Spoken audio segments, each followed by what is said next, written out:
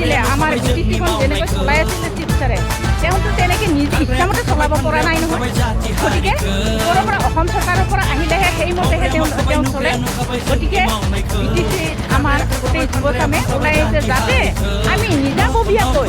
নতুন ভাল আদৰ্শেৰে ভাল নীতিৰে যাতে আগুৱাই যাব পাৰোঁ সমুদ্ৰৰ এটা তালা তাৰ চাবিকাত থাকে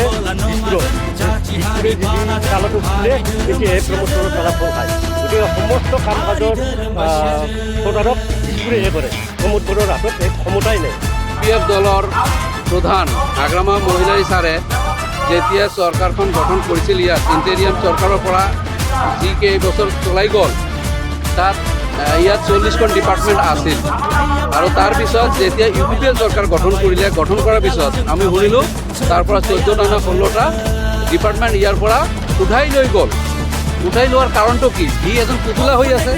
আমাৰ BTCৰ চিফ তেখেত ইয়াত মানে পুতলা হৈ আছে তো এইটোৱে কথা